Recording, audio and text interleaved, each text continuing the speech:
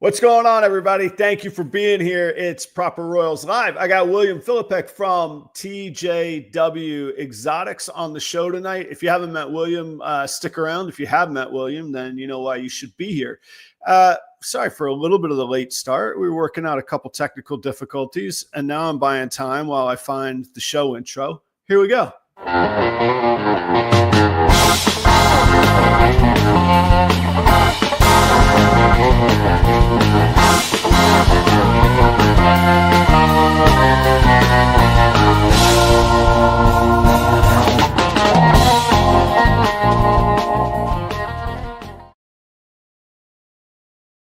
What's going on, everybody? Thanks for being here. It is Proper Royals Live. We do this every Tuesday night, 8 p.m. Eastern, whatever time it is, wherever you're at. Thank you for being here.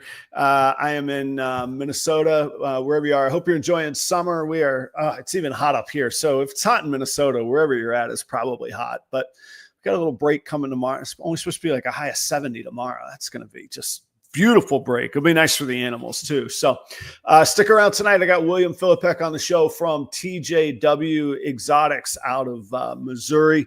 We're going to get into his business model. He's been around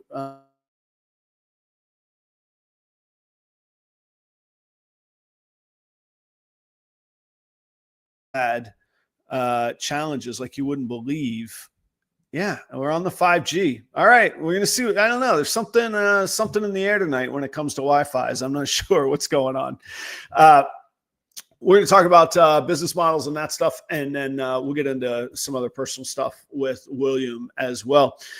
Not too many announcements, but a couple really cool ones. Thursday morning, I do a show called Proper Cup of Joe with my co-host, Joe Arner. Joe is on a train traveling across the upper Midwest, actually on his way to Minnesota. He won't be on the show, though, on Thursday morning. So I got Chris Eaton coming on the show. Chris is going to fill in. We will host a morning coffee show together, reptiles, a little bit of pop culture, some fun. So it's always fun when Chris shows up. But we have pretty big announcement, a new project that it's going to be, I guess it's a one-off, but it's a big, like an annual thing. So we've never done it before. And anyway, I'm going to leave it there because if I tell any more, then I'll spill the beans. So you got to tune in on Thursday morning to check out that announcement on Chris and I's new big project. So hope to see you then. Thanks to everybody that came out to the Des Moines, Iowa Cold-Blooded Expo show. I was down there this weekend. You know, Des Moines is kind of a cool town. I'm not from the Midwest. I'm from Florida. I moved here. I don't know. You never hear about Des Moines. You don't think that there's much going on there. It's a good town, man. Good food, good entertainment. Not on this same trip, but I've seen Social Distortion in Des Moines before. Good restaurants, and like I say, good night scene. Every time that I've been there for shows, I usually go down the night before, hang out. I kind of like Des Moines. It's a nice city, I gotta say. I'm not like, it's just one of those comfortable ones. I don't know anything specific to tell you about it or any history of it, but it's a good town. So anyway, I enjoyed the show. If you get a chance, and stop over in Des Moines whenever you get a chance, I guess, if you've not been. Next show will be the Snake Discovery show for me in August. In the meantime, I'm going to be IDing them and putting them into Husbandry Pro tomorrow, but I got 2 different clutches. And I did pretty well. I did all right on the odds. The first clutch was let me make sure I don't mess this up. An Orange Dream Pied female to a Orange Dream Lavender Het Pied male. And I think I hit the Super Orange Dream Pied Het Lab. That'll be a holdback, and it's a male. So I got that was pretty good. But I think I've got a couple other Super Orange Dreams. It'll be double het in there. And then I got 2 other visual pieds I haven't sexed yet. And they're so high white. I don't know if they're Orange Dream or not. But anyway, those are going to be coming out to the marketplace. Patreon gets first dibs on those. After that, you guys can message me if you want to do a little wait list on that. And then secondly was a pastel gravel het clown to, I think, just a clown. But I think I hit 5 gravel clowns and then 2 pastel gravel heck clowns and pastel gravel clowns as well. Anyway, what I'm saying is there's a bunch of gravel clowns, gravel heck clowns, and that's my second of that pairing of this season. I had another female that I put that male to. So I've got some holdbacks already. So I'm going to make a lot of those available if you're working the gravel or super gravel clown projects. Could be good stuff. Anyway, let me know about that. Otherwise, not too much going on. Summer kind of settles down. Everybody's out at a lake or fishing or road tripping or who knows what. Plus, it's hot. We're all feeling lazy, you know. So anyway, hope you're enjoying summer, but not too much else going on. Lots more clutches to come. I'll keep you posted on those. Anyhow, let's get on with the show. William Filipek, I'll let him tell a story tonight, but he's been at this for at least 15 years by what I could put together from doing some show prep. And it's kind of a funny story because I knew the name William Filipek from the comment section in the live streams. And I knew the brand TJW because there's certain points out on the road, whether I'm either vending or live streaming or working with Redline or whatever, I would see him out on the road. And I didn't realize those are the same people until I met him in Colorado, I think back in April. And he was great to talk to. And then when I pieced together that he was the same guy that's always been really cool and supportive in the comments and active and all of that, I said, man, I got to get you on the show. So anyhow, for the very first time ever, please welcome to the proper royal stage from TJW Exotics, William Filipek. Let's try one more time. There we go. What's going on, William? How are you doing tonight, man? Pretty good, man. How about yourself? I am good.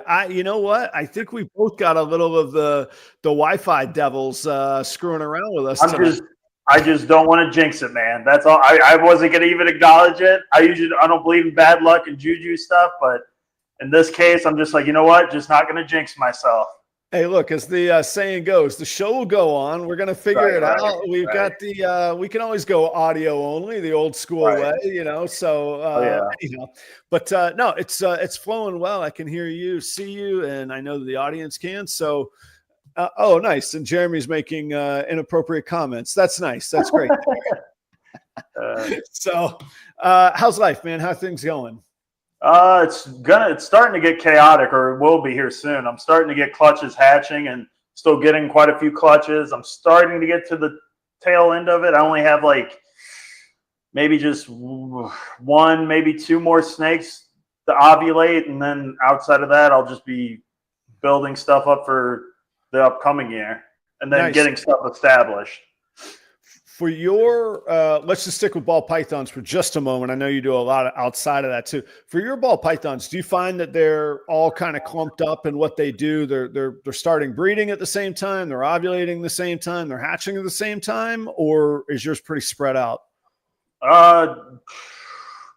So they used to be more spread out. I've kind of, I hate to say forced them, but I've kind of made them more seasonal, because I started working with a bunch of other species of pythons. So I've had to just intuitively just make the ball python, because there's a huge misconception that people have with ball pythons, and they think they're hard to take care of or hard to feed or hard to do this stuff. But I find that if you treat a ball python like a python, it acts like a python. It's pretty amazing. But I will say there is going to be stuff I'm going to say today about certain things about feeding and stuff that's going to blow these ball python people's mind. They're not going to believe me. I just thought I'd preemptively warn people, because if you're not used to feed cycling and hearing people's different methods of it, it can be pretty shocking, to say the least. I do stuff very different than most people.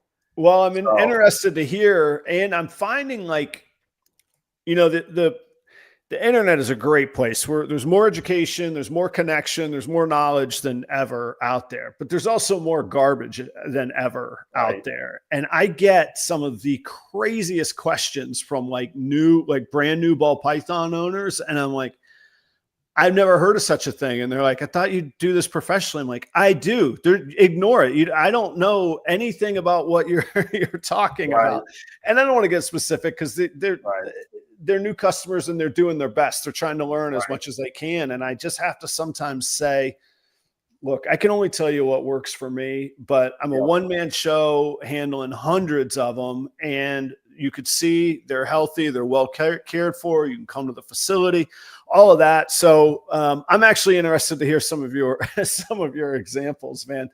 The reason I asked about it being spread out, a lot of times, like people that have worked with ball pythons for say a decade plus, I almost always find that their breeding females are like synced up. Like they get each stage, within 45 or 60 days of each other. Whereas I'm still like, I have some that lay in March and some that lay in December, and it's, I kind of like it because I don't need 250 hatchling spots all at once. On the other hand, it seems like it'd be kind of nice to be like, okay, that part's done. I can, focus on other stuff or whatever. So you said something about, not something, you said, if you treat them like a python, they act like a python. What do you mean by that? So I guess it'll just roll into like how I kind of feed stuff. Yeah. So I think the reason why a lot of people, particularly with ball pythons, the reason why I think a lot of people don't have seasons is because they don't really treat them or seasonally treat their ball pythons. They keep them warm 24/7. They feed them all the time. And those are usually the two big triggers I've noticed with pythons. Most of the time it's food. Food's probably the biggest trigger especially for equatorial, pythons being equatorial. They tend to be more, food driven, where in the wild they face, feast and famine. So essentially I do the same thing in captivity. Like if I got a big, I don't really have a bunch of giant ball pythons because that's another thing is I don't really like big ball pythons as silly as that might sound. Because I've noticed the females. Because the bigger the females for me, and this goes across all pythons, the bigger the female is, the harder it is for her to get back on, not get back on food, but rebuild for the following year. The smaller they are, the quicker they bounce back.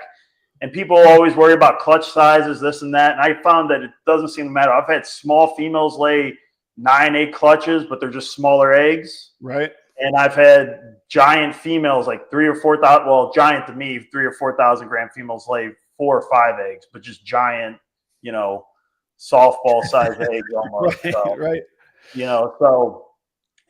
So to me, size, with me personally, I like keeping things smaller, for breeding purposes. And, but generally speaking, for me, when I feed, like right now, I've cut ball pythons off food and I won't feed them again until November. And I'll fat, depending on how big the female is, I probably cut her off months ago. I'll give big females, I'll give them 5 to 6 months off of food. Because most often people will see their ball python goes off food. Your ball python's telling you something. It has a tank. It essentially has like a tank of fuel, and you're reaching that limit of fuel. And I'm not saying you can't have snakes underweight or there's an underlying issue where it's just there is something wrong. Sure. Because I do have even with my methods, I still have maybe 1 or 2 females out of 100 or so that'll they're just poopy eaters. They just don't eat that well. I had a female eat from the time I started trying to feed her, from the time she laid her clutch, she only had 3 meals, small rats or something. And and that's all she needed to lay. She laid a tiny 4 egg clutch, but she ended up going the distance. So, wow. Yeah. Go back to, you said in the with equatorial ball pythons, they would face like an annual feast or a famine. What's driving that famine period in the wild? Like in Minnesota, I would get it. The field rats or field mice are all, they're hiding and staying warm. But in an equatorial setting, what's driving that feast and famine? Rainy seasons, wet seasons and stuff. Yeah. Okay. They go from, especially with ball pythons, they're found in semi-arid areas. So they would go through dry periods and then, rainy seasons and stuff. Certain animals that are more, in the tropics and stuff, they'll go from rainy season to even more of a rainy season. It's like it goes from it's wet, now it's even wetter, but ball pythons go from dry to wet, for the most part. So they face seasonal, their prey, it's their prey essentially. They'll as soon as the prey starts booming, the females will feast. The females will go through typically go through their reproductive cycle, and during their when they're gravid, that's when the famine happens again. And then by the time they lay their eggs and hatch their eggs, seasonally, it should be coming back around to that rainy season again. Yeah. So it kind of like it's time to where where their babies get the feast section of the environment. So that's why it's kind of timed where they'll try to do it, around those times, How many? So, and so the timing right now would be that if we wind the clock back to November, you turn them back onto food in November, then you're starting to pair them at some point after that, and now you're at the time where they've laid their eggs, and they're obviously they're not going to be eating when they're on their eggs anyway, right. in the natural setting. Right. Even females that lay, man, this is going to sound crazy too. Is I don't do any of that washing method. I find that that's kind of, they'll eat if they're going to eat. I've washed females that, they didn't eat, regardless if I cleaned them off or not. So that seems to be just I don't know, just something that it's weird. This is something that one person told someone else. Now it's like, it's law now. It's the thing, right? Yeah. Yeah. So what was I going to say? Oh, never mind. Lost my train of thought. That's all right. How many, I know that some, and I'm thinking specifically of one or two other breeders that I've had this conversation with. I can't say that I've tracked it this closely, but do you track how many meals do you aim for on a female that's laid to determine whether you'll breed her for the next season, or if you're confident that she'll go, or where's that number that you see for yourself? It sounds like it's pretty low in some cases. It depends on the animal itself too, because some species, even ball pythons, if I have a vigorous female, I'll feed her a bunch of small prey items. I mean, I'll feed them as much as they'll take in one sitting. I'll feed, like you guys, I know a lot of people feed ASFs. I would feed maybe, if it was like a 3,000 or 4,000 gram female, I would feed her up to 6 ASFs in one sitting. And then I'd let her cook for a while, like a week or two, and then do it again. And it fluctuates. If I don't have that much, then she'll get less. Or if it's a female that's if she's like a one and done, because sometimes you get those ball pythons where they'll eat one and then they're just off. They don't want anymore. I'll give them something a little bit bigger, like a small medium rat or something like that. And if I'm not breeding them, here's the kicker too. If I'm not going to breed them, I'm not going to feed them I'll feed obviously, but they're going to get fed like a python that would I call it coasting weight, is where like you get fed when I remember to feed you. And that could be a while. So, and what that means is, and this is where things change. I will give that female, and I'm talking anywhere from 1,500 grams and above, I'll give them a retired breeder rat. Yeah, they'll get a really big meal, and they'll coast till I remember again. And this goes across all pythons. I don't want people to think that he just does I do this to all pythons. Some pythons eat less. Some pythons I might only feed 4 times a year, the breed, depending on what it is. So it's just a method I've just used because it's just easier to do everything the same than it is to do, ball pythons different, carpet pythons different, Woma python. It's easier just to do them all in a similar fashion. The only thing I do different is, since I stopped feeding the ball pythons, here in August, I'll start feeding a lot of my Australian stuff, because I shut the Australian stuff off during winter because I still do a cool down, but it's only like a 10-degree drop. It's not like Corey Woods will drop to like 55 degrees. Is wild to me. I barely get my Brettles pythons that low, and those are a cold climate animal. Wait, Corey drops his ball pythons to 55? Yeah, 50, 55. He hasn't been, if you get on his Facebook or Instagram or something, he actually has a temp gun of him doing it. I'm like, wow, that's impressive. But as long as you give them heat during the day, they should still be fine. Well, obviously they are for him, because you wouldn't have ball pythons if they weren't. But usually with most pythons, they can handle it really cold as long as you give them heat during the day. Yeah. Okay. So wait a minute. This is sorry, I'm hitting you with too much. No, I love it, because I'll talk to other like the word podcast is still so weird to me, but I'll talk to other podcast people and they're like, and they'll be like, yeah, I usually write up like 20 questions. I'm like, no, I write like 3 topics and then I see where the conversation goes. And this is why, because now I could just let my curiosity fly. And then after the show, I'll go rewrite the description so that the internet knows what it is and blah, blah, blah. But okay. So you're not talking 55, like 24 hours. The night would be 55. No, yeah, just like a 12. Well, like for me, when I cool down, so the temperature, so I keep everything ambient. Everything stays 80, 82 year round. Nothing gets a hot spot unless it's grab it. Right. Or sometimes depending on the racks too, because I have some animal plastic racks that if I keep cocoa in them in the CB70 style tubs and they're enclosed racks, they seem to have trouble heating up to a proper temperature. I might kick like a thermostat on them on a timer for 84 just to get through some of that substrate and everything. But other than that, yeah, everything I try to keep 80, 82 year round. And then whenever I'm sorry to interrupt, on the hot spot or the ambient? Ambient. That's ambient. Okay. Yep. Right. The whole room stays 80, 82 and humid. Yeah. Year so round? It makes it fun to work. Huh? Year round? Yep. Well, year round and then the lights are 12, 12. Then come December is when I switch it from a 12, 12 to a 10, 14 light cycle. And then I start dropping the temps. So I'll start like 80 and then I'll spend the whole December dropping it to the key temperature being like 70 degrees. It doesn't have to be right on, but I set the thermostat to 70, let it drop to 70, and then I'll keep it 70 all January, night period, not day period. And then February, I spend that whole time kicking it back up to where it goes back to 80, 82. And then I give them back a 12, 12 and, you know. So for 6 weeks, basically you're telling them, hey, pay attention. The season's changing. I try to give them that. And I don't necessarily think it's necessary to do because I know a lot of people just do that cycle feeding method I've told you, and they do just fine with other pythons and stuff. So, yeah.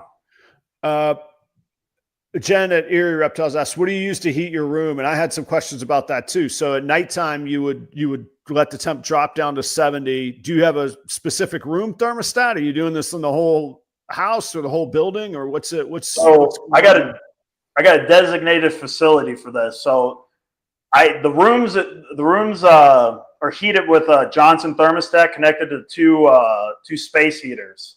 Okay. And it's an on off thermostat. So, you know, as soon as it hits 82, the thermostat shuts off the space heaters. And then when it hits 80, it'll kick it back on. And then it's, like I said, it stays like that and then if it's nice outside, every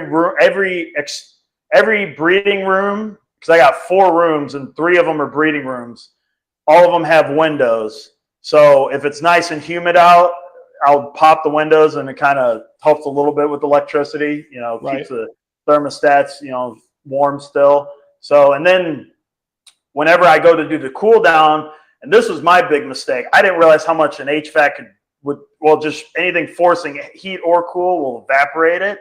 Oh, so now I'm looking into right out. I don't know how useful they are, but I didn't even know it was a thing. But I'm gonna try to hook up a full house humidifier because each room has their own humidifier.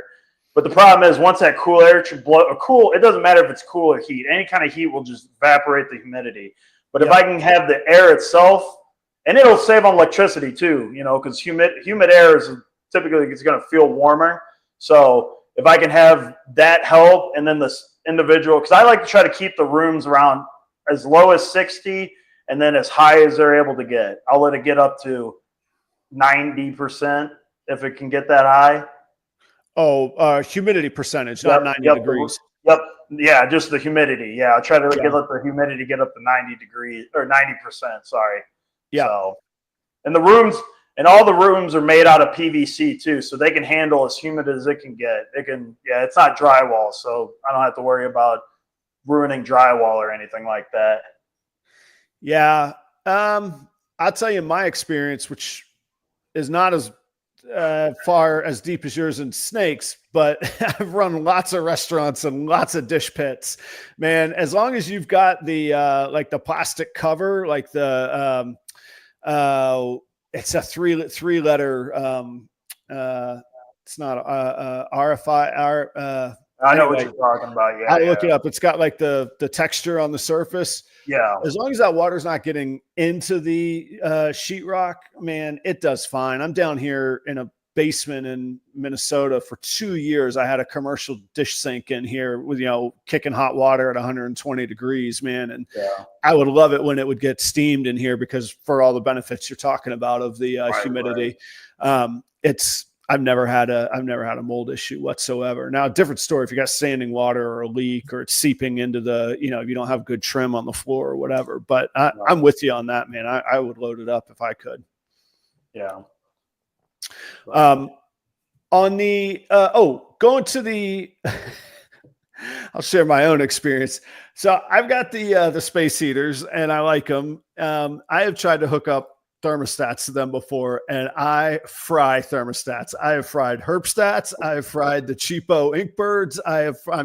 What thermostat do you use that handles the like my space heaters are rated like 15 or 1800 watts, but when they kick on, it seems to spike. And whenever they kick on is when it seems to fry them. What thermostats do you use on yours?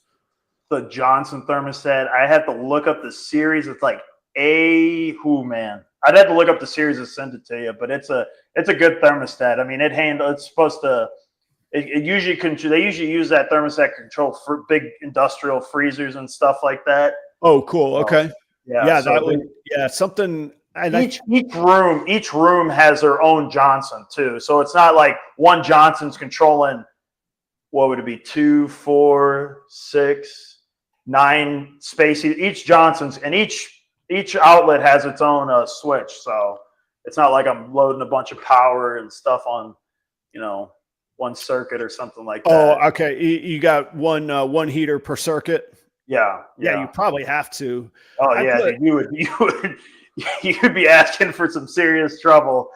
Yeah, but I like this method more personally because I've had issues with, because I couldn't even tell you how many racks I have or cages and stuff. But if I had to have thermostats controlling something, I inevitably owe it because I get a little lazy when it comes to checking thermostats. As long as they're on, off, or whatever, right. I usually don't pay too much attention to them. But usually that's what gets me in trouble because sometimes a level will spike, and then I'll have an issue where nothing dies, but it can cause a slug out clutch or premature ovulation. Heat will always cause more problems than help in most cases when it comes to stuff like that. So if I can just keep the heat to a bare minimum and not worry and not fluctuate them too much with heat, because I've noticed heat will cause issues with, when it comes to reproduction. If you hit them with too much heat or they get hit with too much heat, if you don't kill the female, depending on how hot it gets, she'll slug out on you, especially if she's building. That's a pretty fragile state whenever you. And I think I've hit. Honestly, I think I hit the opposite of that too. When I was telling you I was having problems heating in a animal plastic is the PVC racks I prefer is the solid sides, because they got the economy rack, which are open air, more like they'd be more similar to like ARS. Yeah, the closed PVC ones are nice. Yeah. But I never liked the way they look personally, so I just never got them.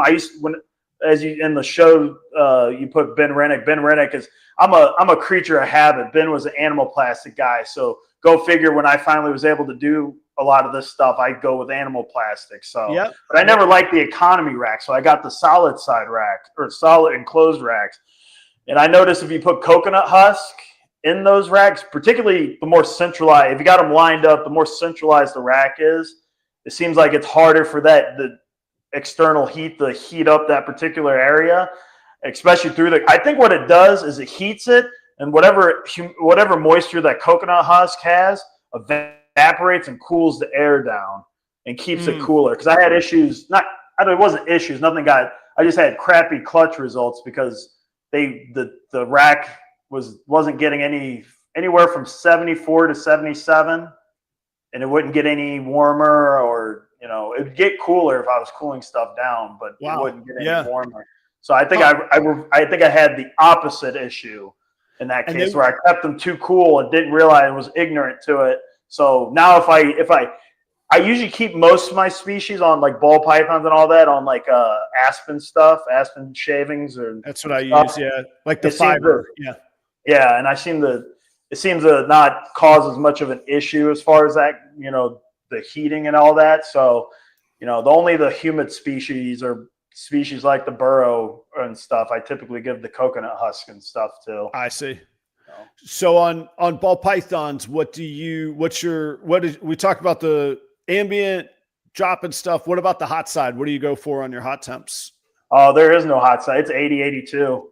That's their ambient temperature. They don't get anything, any external heat or any extra heat unless they're gravid. If they're gravid, then I'll give them heat, you know. Yeah. And what temperature do you aim for on that? Gravid females, anywhere from 90, 95 on the hot spot. Inside the tub, that hot, huh?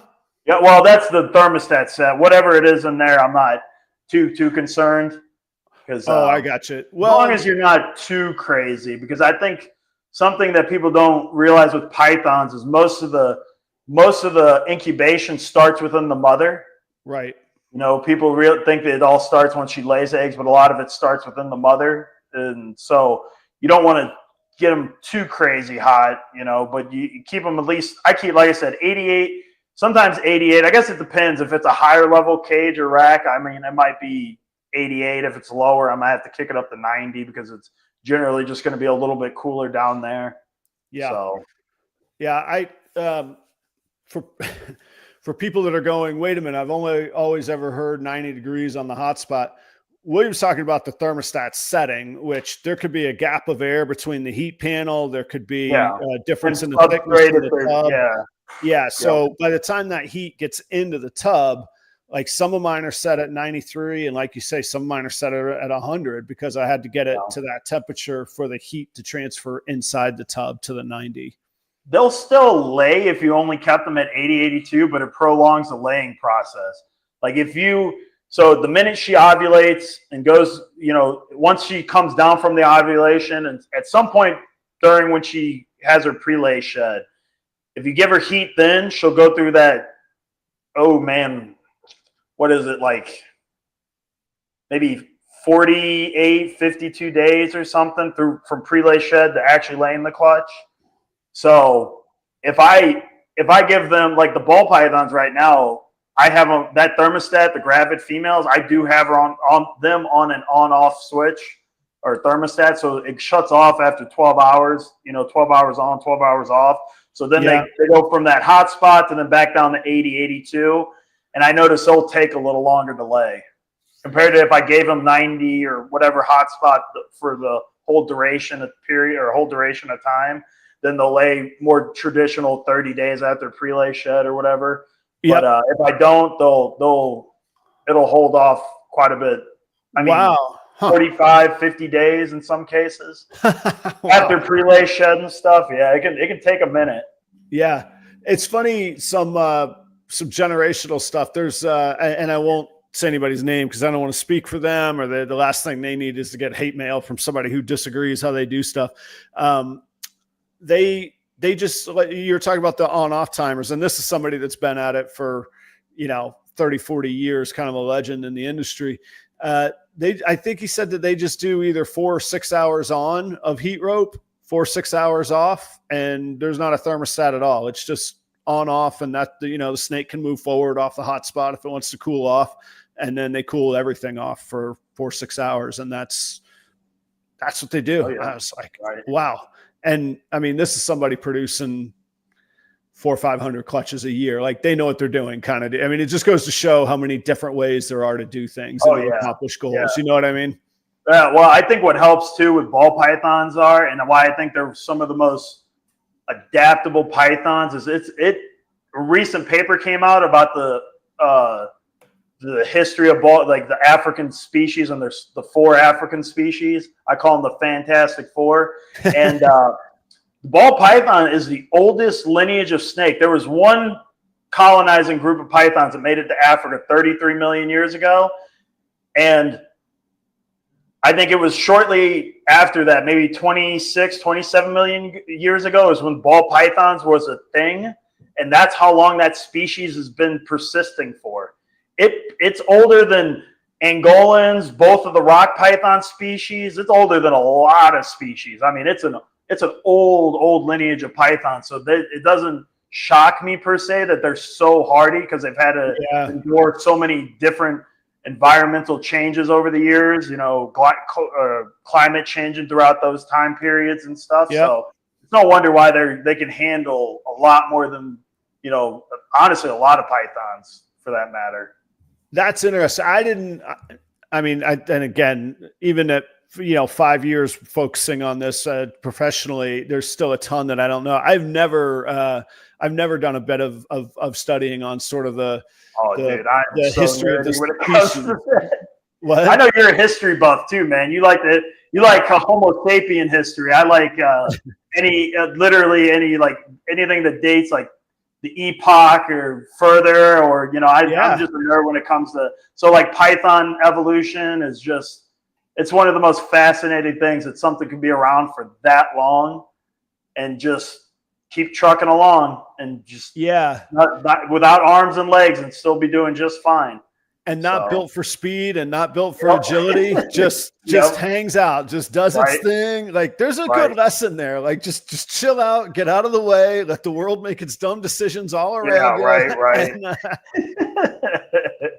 but no, I love ball pythons though. People like, you know, I got, you know, because I'm kind of, my foot in one door being the ball python world and my other foot's in the miscellaneous world. And it's funny how those two sectors have been divided since, I would say, almost since 2000s. Ever since the morph craze hit, there seemed to be a wall. I don't get why. I think it doesn't make sense. My mission in life is try to reunite the ball python guys, so we all can be one big happy family again. Because at the end of the day, we're all pythons.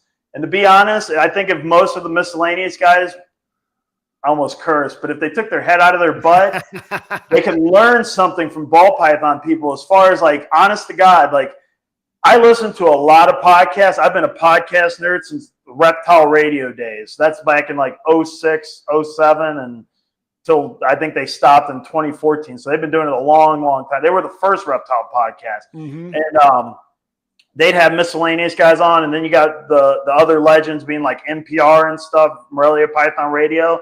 And stuff like that. When I hear people talk about miscellaneous pythons, like anything that isn't a ball python, and I hear the way they describe their breedings, and then after working for Ben, who had a real large collection, and then my fairly large collection, and just talking from friends too in the ball python hobby, you start seeing commonalities among all these different pythons. Like, people will say, "Oh, this species you got to do like this." Well, it's funny because I've seen that same thing in ball pythons. You know, it's just. They take one sample size and they extrapolate it. That must be the whole genus. It's like, no, your sample size is small. You just assume because it's just a small like group of animals that this is what it has to be. But when you got ball pythons, I mean, you see an array. You might have. I mean, I don't know if you've seen this yet, but you might have some females that breed at 2 years old, and you might have some females that wait till they're almost. I've had females wait till 6 or 7. I was going to say, I've got one that I know is 5 years old because one of the very first hatchlings I ever bought. And she's plenty big. There's plenty of ball pythons smaller than her that have given me eggs. And you said something at the very beginning of the show. I won't quote you, but it's to the effect of listen to your animal. And it's so hard when I tell people, I think somebody took it the wrong way in the past week or two. I said, I think your expectations are off. And they were like, well, what should my expectations be? I was like, well, since you asked, listen to your animal. If it's not losing weight, if it's defecating healthily, in a healthy way, you'll smell if there's an issue. I was like, listen to your animal and let it tell you what it wants. Some are going to eat. I just showed somebody, I said, these animals were born on the same day. They shed 10 days ago. This one has eaten 3 times. This one took its first meal yesterday. Some of them just want different things, man. That's how it's going to be.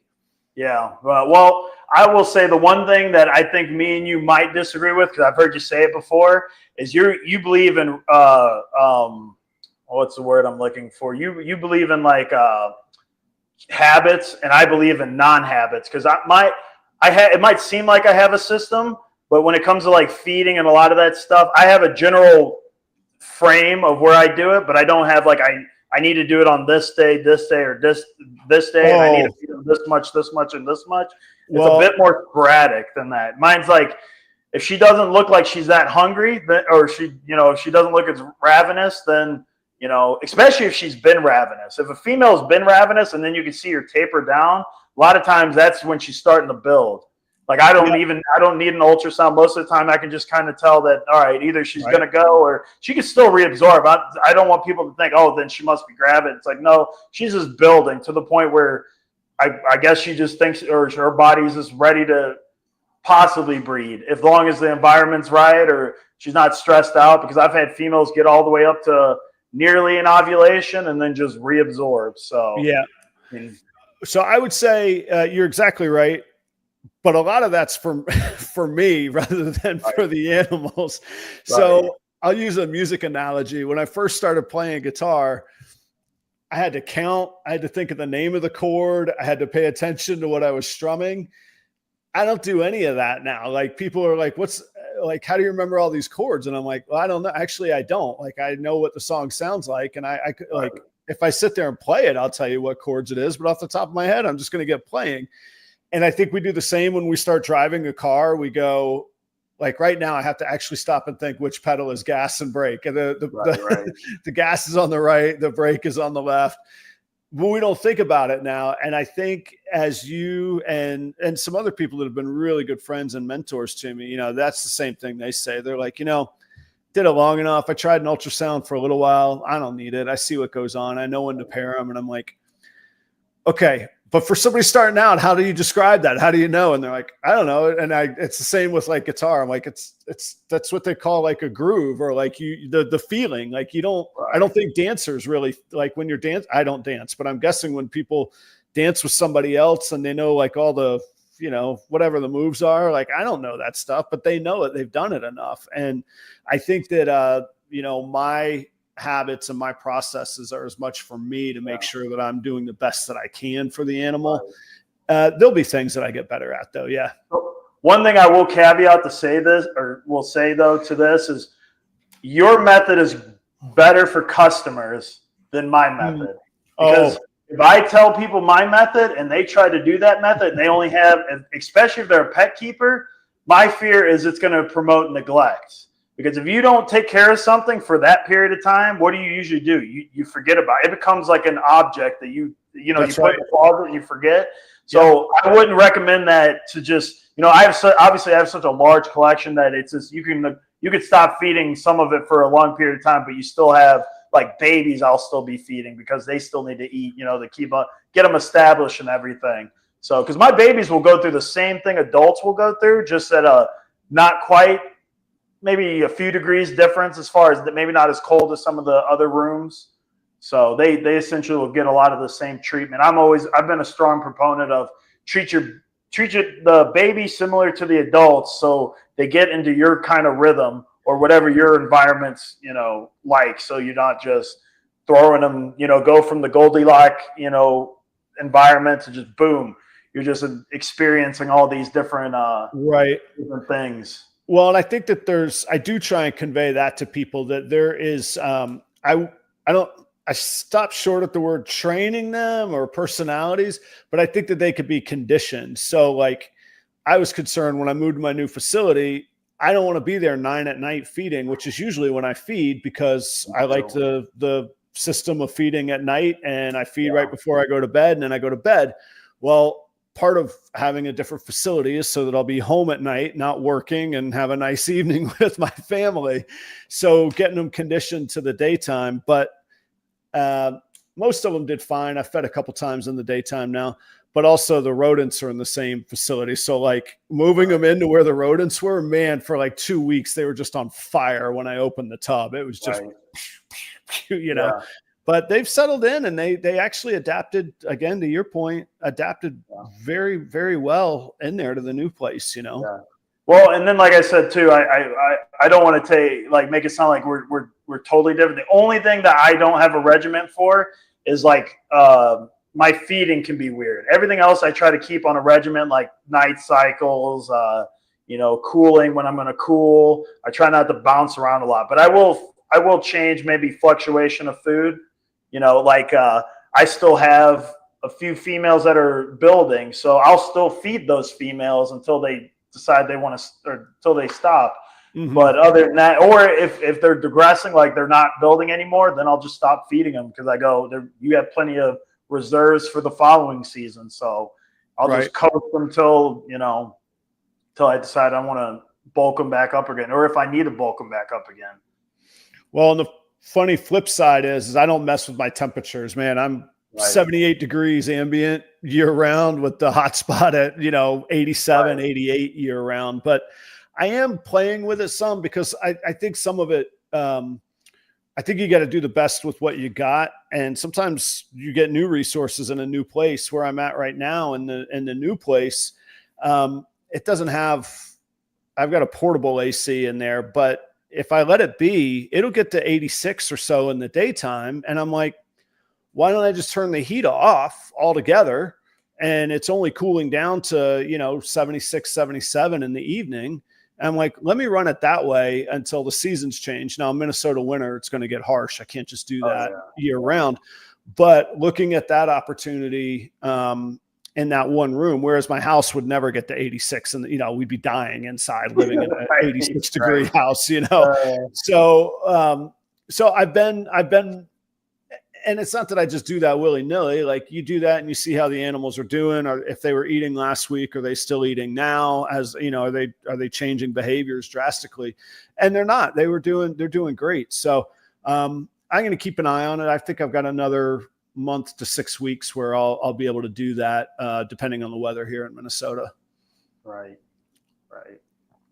There were some guys in Florida that I knew that basically they ran, except for the coldest of the winter in Florida, which isn't that cold, they ran ambient all the time. And a lot of it was that they discovered their animals didn't need it.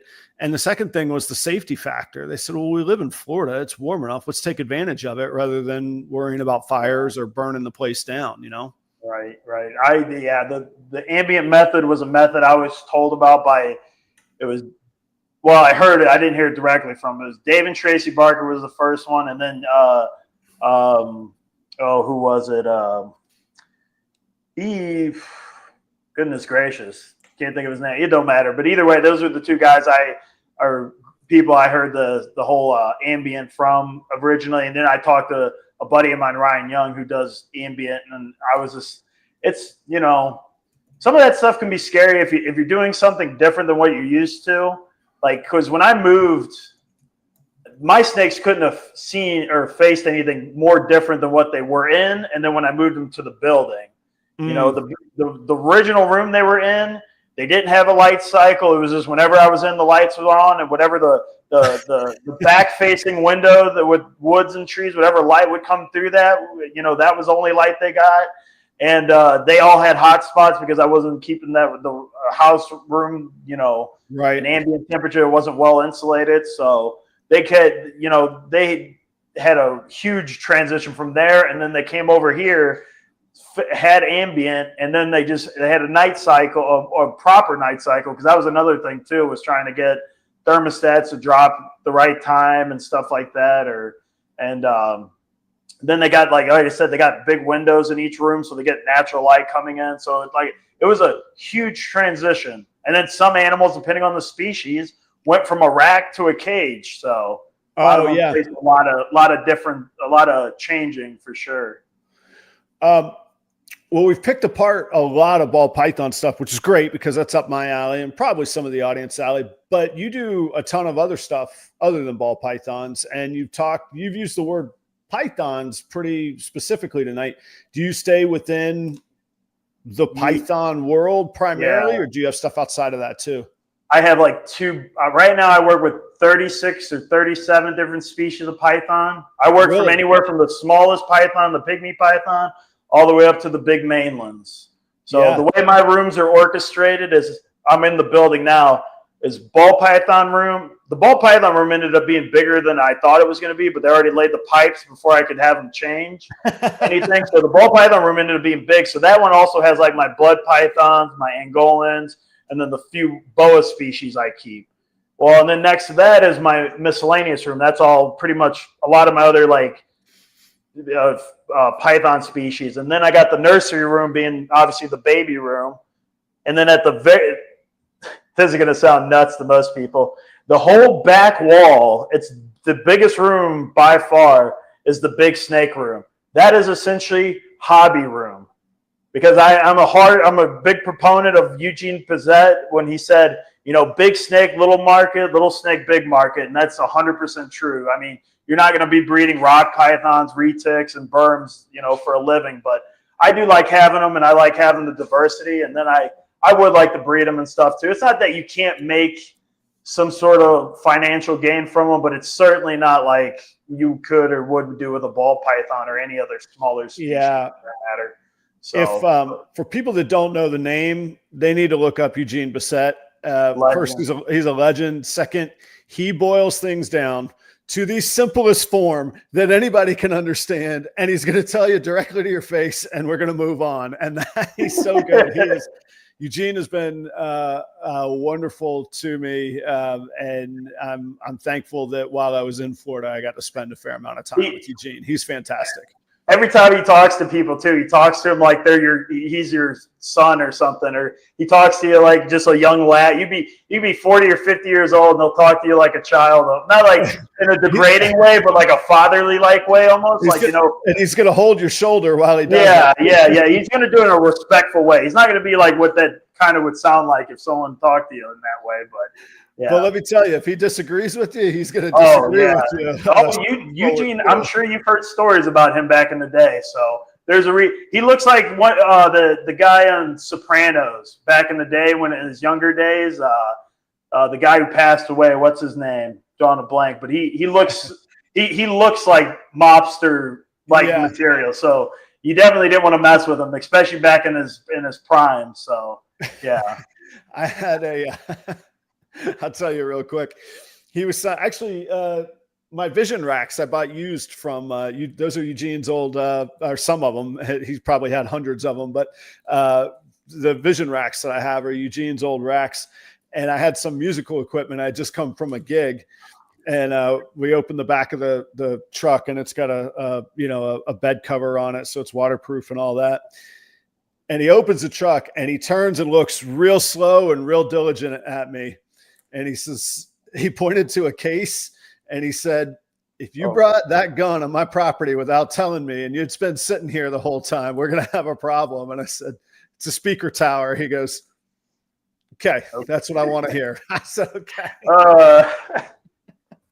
And he was as serious like there was about to be a showdown right there. Oh man. So anyway, I always remember that. But yeah, my vision racks are from I bought them used from Eugene. Oh, so nice. Anyhow, if he's done a lot of podcasts over the years, and he's full of knowledge, and if anybody's done it, man, he's done it. That's for sure. Oh yeah. Yeah. Worked with a lot of different stuff too, man. It's insane what he's worked with. Yeah, that we can only wish, especially being a python lover, that I can only wish to work with one or get to see, even for that matter. Well, and he, for all the fun anecdotes and stories, he's a guy that puts his actions and his words where it counts. He's a board member of USARK Florida. He is driving animal rights in Florida, which we know is the bellwether for the rest of our industry in the nation. So he's in that way, he's to be supported and commended as well. So anyway, there's our tribute to Eugene Bessette for just a moment there. But talk about that. You said small snake, big market, big snake, small market. Where do you find sort of the value sweet spot and the niches? Obviously, I'm sure you pay the bills with ball pythons, but you said there's 37 species that you work with. What volume do you go to? I happen to see on Morph Market some of the other ball pythons, they're ranging in price from $400 to $600 that you have, which is nothing to sneeze at, as well as I do. If you can sell a whole bunch of snakes at $400 to $600, you make a living. But it seems like if it's a smaller market, you would want to have to be able to charge more, but it didn't seem like that. What do you find on those small markets or niche markets? Niche markets, they don't fluctuate like the bulk. Usually they can. They definitely can. I've seen, some of the species when I was getting into a lot of it, like real early on when I was getting into them, they were like, I'll give you an example, like scrub pythons. You used to be able to get wild caught ones for like $100 to $250 roughly. Even from reputable like importers, like Dan Mallory, who's probably one of the most reputable importers. He's better than most breeders for that matter. And they were still, like I said, $250, maybe $300 for depending on the species. But now those same snakes, depending on the species, anywhere from like $1,000 to like $5,000. Like, to me, I think when you look at those kind of markets, I don't see those sustainable. I know some people, like, especially now, because people get so scared of the ball python thing, they'll start hopping around and they'll go, oh my God, I want to get this. I want to get this. I want to get this. But I think what they need to realize is you are the guys fueling those breeders. And unless you're willing to go out there and create a market of, those up and coming breeders, you're not going to have anyone to sell. You're just going to be competing with like hognose, for instance. You'll be competing with JMG, the Justin of hognoses. Do you think unless you promote yourself right and, advertise right and, do whatever you need to do, I'm finding out more and more YouTube seems like it's like an inevitable thing that I might need to do at some point. The more you guys talk about the chat GTP stuff, and I was just like, I was fooling around on it, and I was like, man, it seems like at the end of the day, YouTube is like a need. Because, like, for instance, what I do, because most people, particularly with ball pythons, when they want to hop into a different species, they want to hop into another, I call it a tier. It's like a pyramid system. Ball pythons are number one. And then they'll want to hop into this tier underneath it, which could be like hog noses, boas, animals with a bunch of morph palettes and different mutations and stuff, and then I'm kind of more, I'll fiddle around within a different range, typically species. I'm not more, when it comes to things that aren't ball pythons, I'm not really morph driven. I'll typically, if I like the species, I'll get it. That's rule number one. For me, if I don't like the species, I'm not going to get it because it has a morph. It doesn't matter, because, with a lot of those species, you got to sell them more on like than just the future of this project, like where you can take this project, where you can go. Most of it's a white lip's a white lip. A water python's a water python. You're not inventing the wheel. You're just creating more of them. So I think when it comes to stuff like that is, if you don't show passion about those species and know like interesting history about those animals, sometimes some of these animals have really cool histories of how they came into the country, let alone, you're selling them more on the, some of them are pretty crazy. Some people almost lost their lives for some of this stuff and people don't even realize it. So yeah, I find just because ball pythons are just, it's pretty interesting how different that market is compared to like the miscellaneous stuff. I would say on average, I think most people I sell to when it comes to like the weird different stuff, depending on what it is, like a white lip python, for instance, most of the time people will get them and they would maybe like to breed them, but they don't really care if it does breed. Right. It's kind of one of those, like, I'd like to have it if maybe 4 or 5 years down the line, if I still feel like trying to breed it, I might try to breed it. It's not like not all ball pythons, but it's like most ball python people, it's set to where like you need to breed this or I need to breed this, Not always, though. Obviously, you do get a bunch of pack keepers and stuff, and I don't, like I said, throughout reptile shows I've been to, ball pythons have always, had a strong foothold in the reptile hobby, You just can't beat them, man. Like I said, I've worked with majority of the python species, and even when you're talking like the tiny pythons, only get 18 inches to 20 or 36 inches, the smaller genus. And, most people hear that size and go, that's the snake I want because it's tiny. but then they see it and they see how active and almost colubrid like it is, how quick it moves. And then especially if they have a slight fear of it and it's for their kid, then they go, oh, I don't know if I want this. If it gets out of his hand, I'm not going to want to catch it. But then they see the ball python sitting lumped into a little lump of coal, sitting in the display. And they say, well, what about this? And I say, it doesn't get much bigger, but it gets a lot thicker, a heavier body snake, but it's slow moving, and you don't have to worry about it darting off on you or anything. I mean, you could literally leave it on the floor, and most of the time it'll probably be there if you walked off and came back. Yep. For the most part. So I had something on the tip of my tongue. Oh, when you talk about how let's just say the non-ball pythons are perceived, that's back to the core of kind of pet and collector. And I realized that maybe a green tree python isn't a great pet the way that we think of pet, but as in owning one or two without breeding them, enjoying the animal rather than, the animal's cool, it's a good pet, and I can breed them and play with all these morphs. It sounds like the other pythons are far more at that sort of, because to me, I think that most ball python breeders forget that's the core of almost any animal trade. Either an animal trade is for food or clothing, or it's for this pet collector. And we've created this other little space that I think sometimes we even take for granted, or we forget, or we get mad when we have to return to that core. But the core is that for a reason. That's what's always there. Something else I'd like to throw into this conversation, particularly with this topic, especially with ball pythons. Like we were just talking about, a lot of times it's sold as, you get a rack and you breed, this rack of snake, or you buy this rack and then you fill it up with these snakes and then you wait a while to raise it up. And I think that narrative needs to shift a little bit, because I'm noticing if the people aren't getting out of the hobby, they're downsizing quite a bit. And the problem is, if you start downsizing, that means you do less chores. That means you're seeing your snakes a little bit less because you just don't have the volume you used to. So you start not noticing things more. You just don't see them as often. Then it gets put on the back burner. And then I think it starts sizzling in your mind.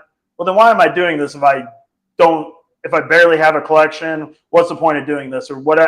I'm assuming that's what goes through people's head whenever they shrink their collection down to a certain point. But I think what needs to happen is, there's this huge misconception that ball pythons can't do well in an enclosure, and that's just not true. You're just not setting the enclosure up correctly. Right. Yeah. But what I would do is, this used to be a big enclosure idea from carpet python people, of all people, at least where I saw it. And dry marcon, like your eastern indigos, I've seen people do it with them, but it never picked up with ball python. Even people who decide to keep a small, like 10 to 15 collection of breeding animals or whatever. And it's a rack system that's sitting right underneath a cage with an entrance between the two. So the animal can access the cage, but still get the tub for security. Yes, it takes up a lot more space, obviously, and you can have a lot less animals. But my thing is, if you're deciding to downsize, you need to compensate that. Well, I'm not going to see them as often because I'm not in there as often or as long. Well, how can I change that to where I at least get to see the beautiful works of arts that either I make or I buy? And I think that narrative needs to change, where it only can be, I can see babies, like you keep babies, or even like males, like, because, we cycle males out relatively quickly, but if you keep a female back a little longer, at least keep your females on a setup like that. And keep your males in more of a rack system, because either way, your males are going to get to go in with the female and interact in that same enclosure. That's true. Either way, like I want to throw that out there, because I feel like either people are getting out or people are downsizing, and I feel like the downsizing, sometimes I fear that it leads to just a sizzle or a burnout, where they just like, it's less and less and less, and then eventually they're just, all right, I barely get to see them, Well, I'm just here to tell you, you can do something different. You just can't let the mindset that they can only be in a rack be the idea of a ball python, That's first, it's really insightful. Like, we always think about like practicality, resources, hours in the day, and that's all real stuff. That is stuff that we have to think about. but you're right. And I like thinking about like the core beginnings of things. So the pet or collector market being a core beginning, but the core beginning for us was thinking these animals are stinking cool. They're amazing. And that's a great insight when you almost not only give yourself permission, but tell yourself the goal is to see it less because you need your other resources freed up.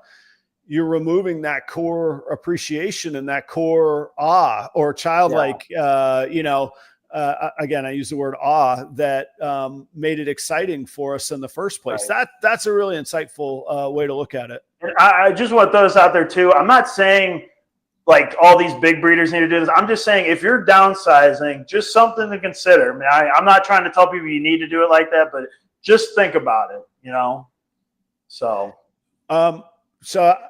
I'll phrase the question a little bit different way. What are your thoughts on both interaction, enrichment? Jen asks about free roaming. What are your, I know that, and this is a can of worms, but I know there's a spectrum of perceptions when it comes to, I know some people have, and I'm not even being patronizing towards them. Some people have like play pens and playgrounds for their snakes. Myself, it's my full-time job. I see those snakes and interact with them daily. So I do less of that, but I am cleaning, I'm interacting, I'm socializing with them. I'm in awe of them, looking and dreaming of the future. What's your thoughts on that sort of spectrum of perception for the animals? I can tell you with like, they're very habit forming. So sometimes I think if you move them, maybe they can form a habit if they do it for an extended or long period of time. But if they're in an enclosure and you take them out and you put them in something new, depending on the species, like I think males can handle it better because males tend to be more nomadic. They tend to move around more, tend to be more active. Males, yeah. So, but like a female seems to be a bit more set. I mean, she'll have a range, but she's not going to have nearly the range as a male would have. But I don't think it's necessarily a need, but I think, people forget that enrichment can be breeding. Enrichment is breeding is enrichment. I kind of wonder, this is just my thought, is if feeding can be more of an enrichment compared to because I know some species can tell when they're killing something compared to when they just get something that's already dead. I noticed that you can tell when they feel the pulse. They'll squeeze tighter and tighter. Well, if there's no pulse, they're just squeezing nonsensically, and eventually they'll say, "Oh, it's dead." Well, I think live feeding, like I have carpet pythons in all these arboreal cages, and this is going to sound so silly to say out loud, but I can almost play catch with them. They'll get into a routine where they'll wait. They'll know when the sun starts getting low and the lights are about to go out. They'll come out, and it's a routine. And I'm willing to bet your ball python would do something similar if you had it in an enclosure, but it will sit out in the same spot all the time. The only time it doesn't is if it's gravid, in shed, or have already eaten. Or if it was ill, it probably would do something different. But those four things would cause it to not do the same routine. But these carpets will sit out and hang in an ambush position like it would in the wild, and I will just toss a rat in, and it'll catch the rat midair. It's pretty entertaining. It's like playing fetch with your snake, Just not bringing it back. So you use the word routine, and you have a whole lot more experience than maybe even I ever will, but certainly than I do right now. But I'm an absolute believer in the routines of these animals. There's a time, and like I say, it's a little bit in a shuffle right now with me moving and stuff.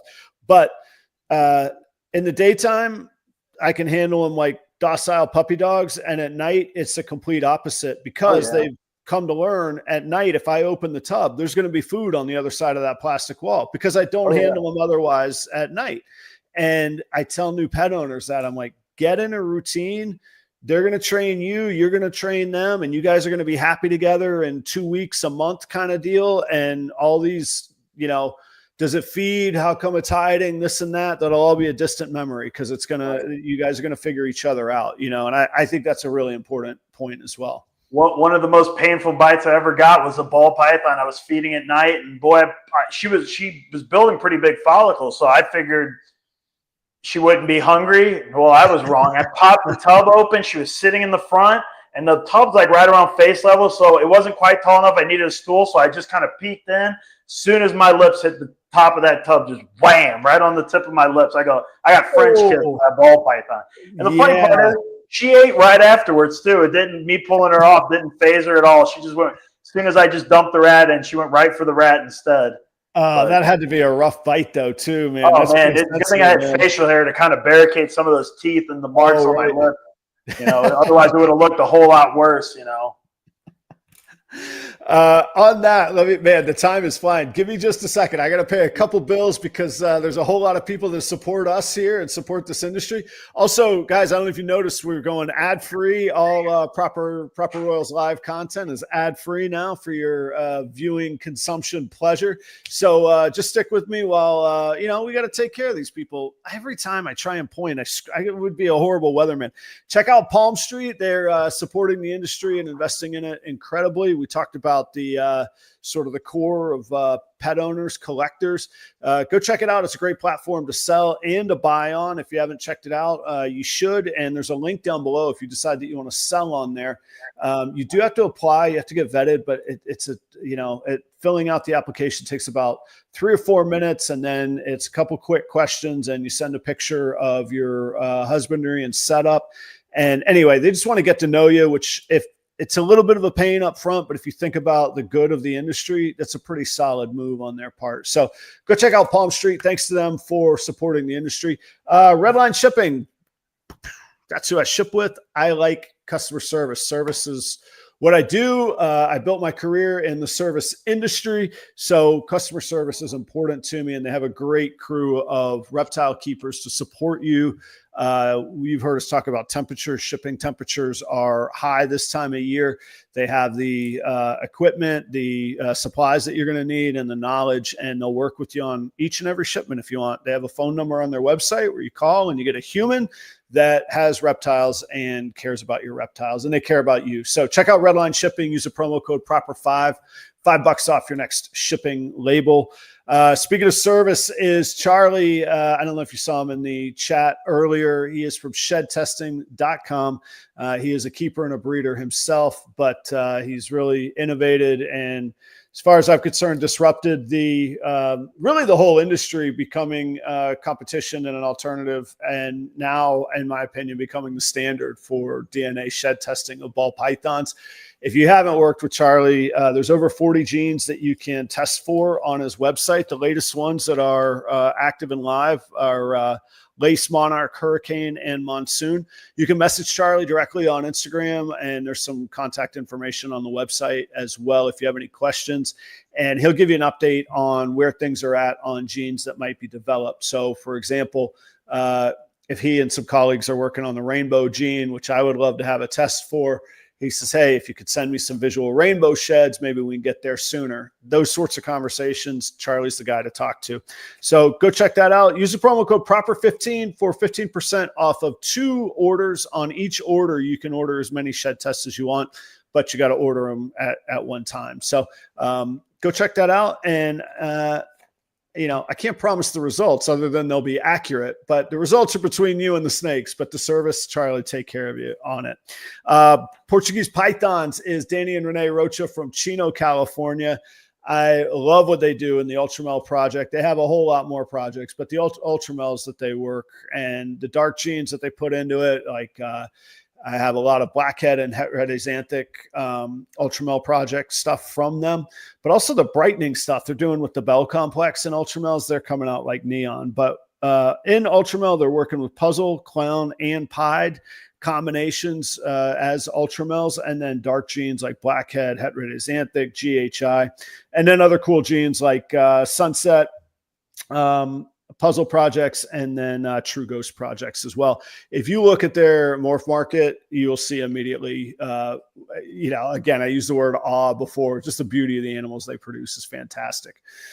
Charlie Ryan at Reagan Renee Royal Pythons. He is the current and defending 15 Minutes of Lame champion from Snakes and the Fat Man. Charlie is meticulous, and you talk about systems and processes. That is Charlie all day at Reagan Rene Royal Pythons. He is working projects like his Krypton project. I would say he's actually kind of at the forefront of the Krypton project. Really amazing animals that he's creating within that project. Also DG, G-Stripe, Candy Pied, and Clowns. And he's one of the few people that I've handed over the captain's chair to when I go on vacation. The show goes on, and often Charlie will come host for me. Check out Sundog Serpents. I've been doing business with Sarah and Josh personally, not just like, hey, I'll put your logo up. Sarah and I have vended together on the Florida circuit several times. We've been buying and selling snakes to and from each other for 3 or 4 years now. I'd have to look and look back, but they've been trusted colleagues and friends and resources along the way.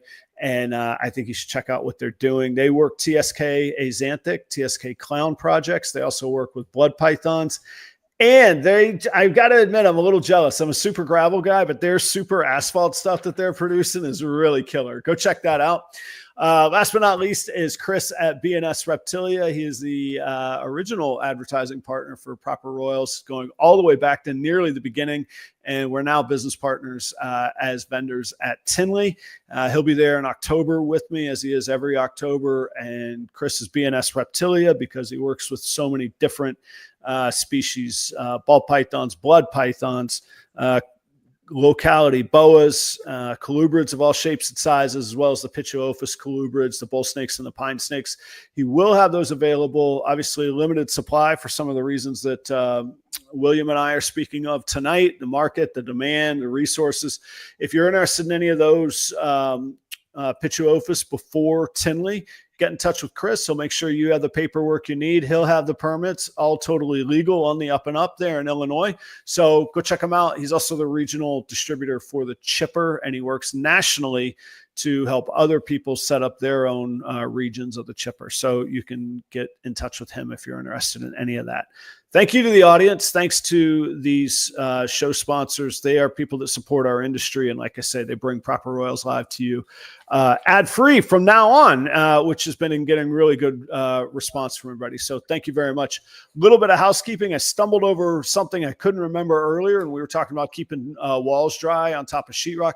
That's FRP. Thanks to Keith at Creative Genetics for coming through on that. It is FRP is what it is. Man, everything's got 3 letters these days. You got right. TJW. I mean, all these people, they just want to jam 3 letters together. Could I give a shout out to one of your sponsors, Charlie? So I had a group of sheds I was sending out. Well, a few of them was special, but when I got a crystal female from Ben Renick years ago, and I didn't really care about the line because a special was a special to me at the time, so I didn't care if it was NoCo or Baker line or whatnot. Well, Ben passes away. I needed to know because I didn't realize they were testing different, the Baker and the NoCo line, and I had no idea. And then Dave, when he took over his collection, he had no idea. And I tried to talk to Marshall and stuff, ask to see if he remembers if Ben ever picked anything up. He had no idea. And I was like, oh, this is going to be a crapshoot. I hope I'm not wasting money. So I was like, here, do you think you could test these? And Charlie had the Baker line. Well, they came out negative. And I told him, I was like, man, they just look different. They can't, because I know the parents, the one was like a special head tri-stripe, and another one was a leopard or a special leopard and stuff that I made from crystals. So I knew they were specials. Yeah. So and Charlie threw this out there. Didn't even cross my mind. He goes, you know what? I can have him sent over to the RGI. He tests NoCo line. And I was like, really? I figured you'd just been like, well, they just didn't prove out. And he sent them over. I compensated them for it. And I found out that all 3 of them proved out to be NoCo line special. So huge respect for Charlie for that. It's in my mind, I just figured that, and I wouldn't have had no ill feelings towards that, but I was just like, oh, I didn't even think that would be a thing. So mad respect and hearing like loyalty from me for sure for that. So it's amazing what happens when you just put the customer first, isn't it? Like look at that. What a great example that was. And so many people don't think that. I remember I was vending with Dale at Constricted Reptiles one time, and I saw Steve Casino from Steve's Morphs walk a buyer over. And I think it was actually to George MD's table. George was vending in that group of tables as well. And I don't want to get specific on people's businesses, but let's just say that guy was a whale of a buyer. And Steve walked him over because that guy wanted something specific that he knew that Steve knew George had. And instead of going, well, I don't know, or trying to talk him into something else or figure out a way to take that customer's money, he just said, here's your guy, and he's the best in the room at this stuff, and that kind of stuff sticks with me. And to your point, here we are talking about Charlie because he did the right thing for a customer and getting all sorts of free ad space right now. Right. I mean, it's fantastic, man. Oh yeah. Great guy. Yeah. So full disclosure, everybody, a lot of times, like, I'll just run topics by the guests. I knew that this was an interesting topic, but I also knew it was a sensitive topic. And if I don't want to get into the details and the unfortunate drama that unfolded and all of that, that's not what I'm here for. But if you don't know the story of Ben Renick, you should Google it and you can find out some of all the other stuff. But William, you, and correct me where I'm wrong here, you had the opportunity to work for Ben and to kind of be mentored for him. I think you mentioned in one of your bios that maybe you worked for snakes and rats and a little bit of mentorship and experience from him. For people like me that I'll be the first to admit, COVID came around, I got a hobby, and boom, now here I am 5 years later, kind of thing. I didn't know Ben. I wasn't privy to his place and stature in the industry before I came around. I've learned in retrospect and got to meet some amazing people that were, the forefathers of what I've come to enjoy. But tell us a little bit about your time with Ben, what you learned. You talk glowingly about him. You light up when you talk about him. So what was some of your experience? How'd you come to work for him? And what do you like? The old, like, almost like apprentice model of learning things. What do you think of that? Is that still something that people should strive for today?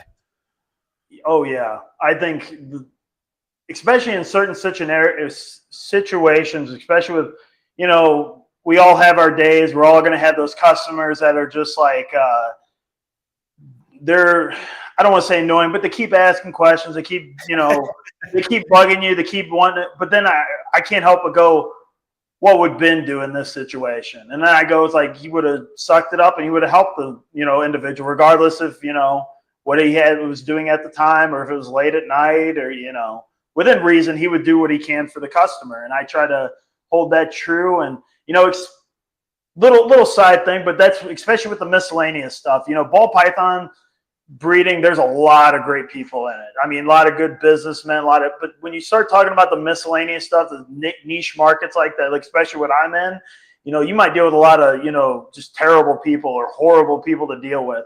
And, I like this quote from Ralph Davis. He said, I like buying from people who help me sleep better at night. And I try, some of the species I have are so stinking rare that you had to get them from that butthole in the industry. Otherwise you wouldn't get them. Right. And I just use that as fuel to say, when I eventually breed this stuff, I hope to be, that, customer, or not customer, that seller that helps them through the process of whatever it is they need to know about the species, rather it's just keeping, breeding, or whatever aspect of it is. But back on the Ben thing, sorry, I just had to about random. No, it's okay. And I think also, like, it's all a matter of perspective. I find that as such opportunity. I would see that in restaurants. We all hear the stereotypes of restaurants and how people behave in restaurants and the stereotypes of working there. And I'm like, it's such an easy bar to exceed and make a difference in. And that was what really drove me in my career a lot. And I do see that. You're right. There are just horrible garbage people in our industry. And I hate to put it that way, but they are. But it gives me inspiration to go, I could be a brighter spot than that for a whole lot of people. And it's just nothing but opportunity, Right. Yeah, I'd like that. If we have time, I'd like to hit on that, but I'll get back to the Ben thing because I'll go on a whole tangent about that if you can remind me of that segment later. Okay. But so with Ben, Ben was the biggest name in Missouri. Just even in the U.S., he was just such a large name to begin with. But like in Missouri, at shows, everyone knew Ben. Everyone talked to Ben. He was the guy, So I eventually ended up going up to talk to him, and I think at the time it was just so happened he was looking to get some more help at his facility. Was that there in Missouri? Yep, Missouri. Yeah, he only lived at the time it was 25 minutes away or so from me, so it wasn't even that far of a drive. He lived out in the middle of nowhere, so you really had to look up. GPS wasn't going to help you find where he was. He was out in the middle of nowhere. Probably didn't exist at that time. Right. So he invited me out to check out his facility. I went out. This was the only time I saw a facility, or not. Well, the only time I've seen facilities or any kind of reptile facility was Brian Barczyk. A lot of us YouTuber kids at the time, we saw that and we were like, "Oh my God, that'd be so cool to have or do it for a living." But then it's once the YouTube video's off, you can kind of forget it, or it's a phase or something. But to be able to actually see that kind of stuff in person, or see. He wasn't nearly as big as Barczyk by no means, but just to see someone who was doing it, right? Doing it for a living, living the dream, the reptile dream a lot of us would want to have. So, I went out there. I think I went out there once, came back, and then I went out there a second time, and then that's when I was like, yeah, man, if you need help, I'll come over and I'll do it for free. I wasn't asking for anything, and that's what he eventually said. Oh, I'll pay you in snakes at least, credit for snakes.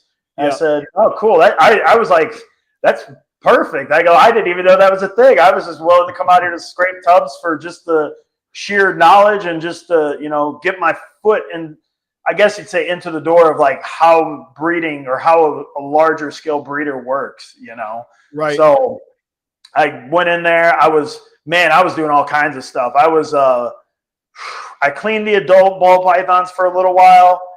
And then right when Ben would start getting heavy and breeding, he kind of wanted to take more control of that because he wanted more he didn't ultrasound stuff. He did it all by hands and visuals. So he would want to clean them, so he had eyes and hands on those animals. So I essentially moved to the baby section. Well, that was when the baby section was starting to get low. Then I became a tub washer. I was working in that giant stainless steel sink he had in his facility. Right, yeah. It was a big sink. I don't know if it was quite as big as your sink, but it was a decently sized sink, So I hope it was bigger than mine. Mine's good, but I don't know if it was quite as big as yours. At least from legend, how legend goes. It's starting to form its own mythical aura around it. That people are gonna take glamour shots with the sink when they come visit. Knowing reptile people, that will they will do that. Yeah. But then I was doing the tubs for a while, and then Ben had another employee who took care of all his big snakes and a few miscellaneous, because he had a basement to the facility, and his top floor was the ball pythons and the hatchlings, and the basement was his retics and anacondas and some of the miscellaneous stuff. So the original employee ended up having stuff happen, life situation happened, so he ended up having to leave. Well, big snakes take up a lot of time. So Ben probably had, if I had to guess, anywhere from 1,000 to 1,500 adult ball pythons upstairs. He would get that all done within a week. Wow. It would take me a day and a half just to do 24 retics, 6 anacondas, and a few other miscellaneous things, maybe 5 or 10 other miscellaneous species of more moderate, medium size, but still, not the greatest to get out and have to, dodge and weave through bites here and there. Yeah. So, by yourself or with somebody else too? Well, Ben was upstairs, so I do my best to scream if something happened. No, but as far as the handling, you're basically you were doing it yourself. Oh yeah, doing it myself. Yep. Yeah. So then I moved downstairs and I ended up working with all the big constrictors for a while. But when you work with any kind of big breeder, I'm sure Chase, even being an employee, or Summer, or insert whatever big breeder it is, I bet we called it customer stories of the day or the week. You know, in my case, it'd be a week, and you would hear like some outlandish customer stories. Like I think one of the best ones I still heard to this day was some guy who called Ben up after receiving his snakes. I think 2 days or 3 days later, saying the snakes died, and he said, "How'd you have them set up?" They had them in 6-quart little latch tubs. These are like baby ball pythons, 6-quart tubs with water as a substrate on a space heater. So he boiled the ball pythons essentially. Oh my god! A slow boil too. Yeah, and I'm just like, yeah. I'm like, so my God, I was just like, yeah. So you heard all kinds of great stories, you know, tragic stories too in that case. Right. But yeah,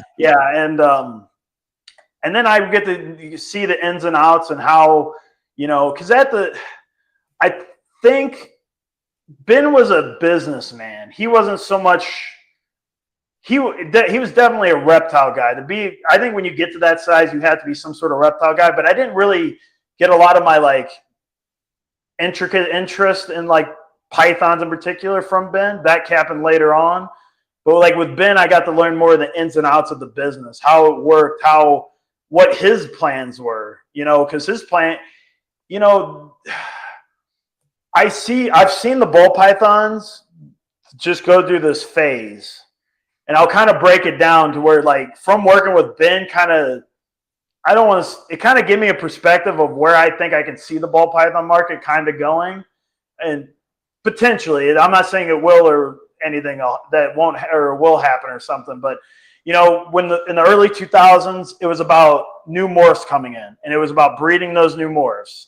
Well, eventually those morphs slowed down. And then it became combining these morphs, like what Kevin was doing with bumblebees and stuff like that. And then that's what skyrocketed as far as an expensive animal.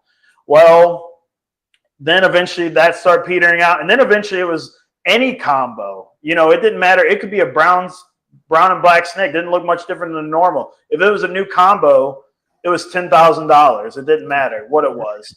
And then it's changed into just adding as many incomplete dominant traits as possible, you know, and recessives took a backseat to it.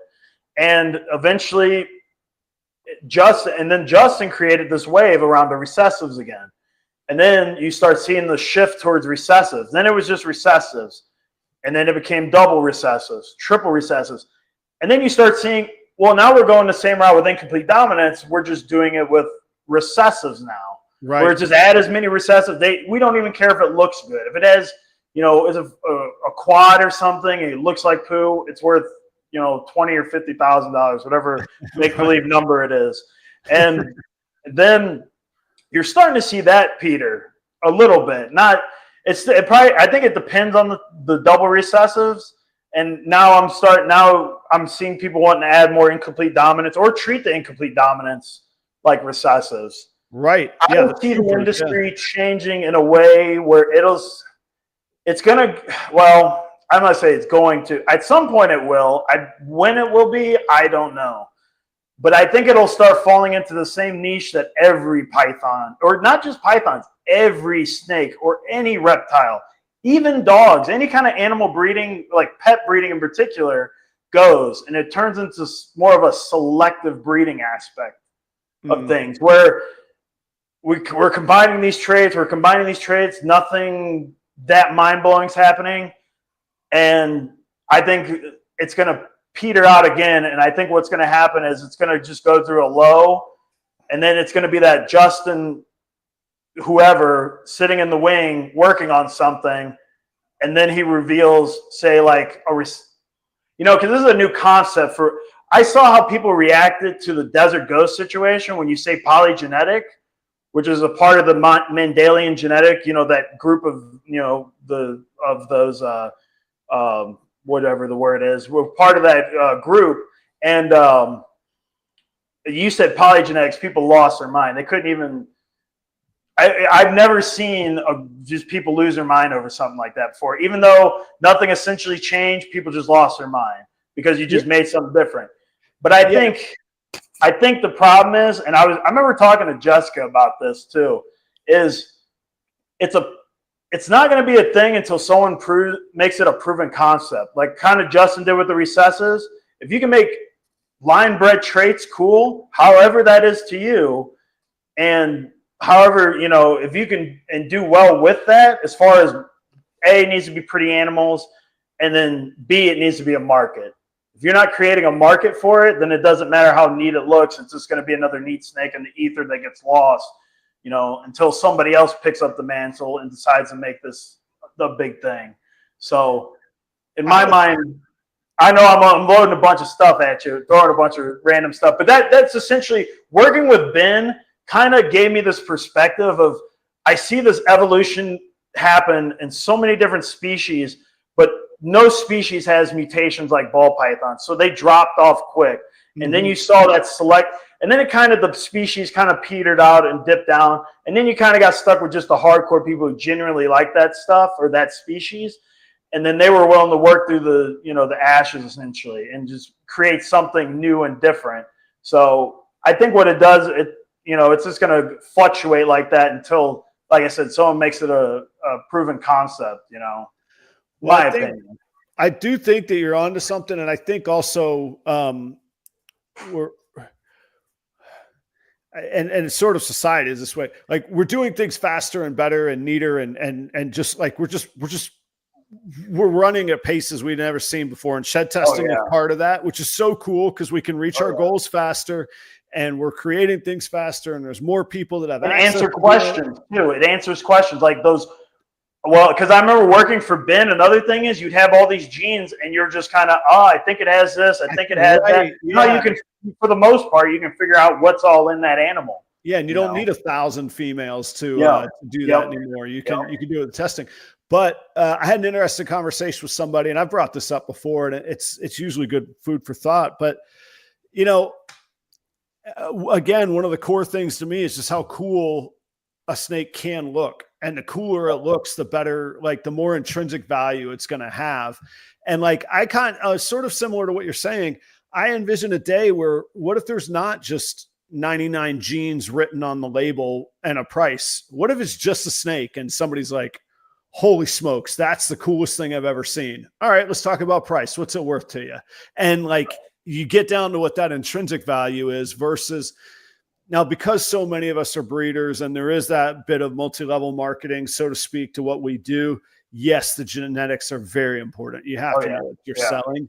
So in some ways that's a pipe dream, but at its core, man, one of the guys that vends on a similar circuit you and I do, Tim Simon, he had a snake. And I was that very first Castle Rock, Denver show, AARP show. I was walking by. I was on an airplane. I didn't even have a way to get the snake home other than shipping it.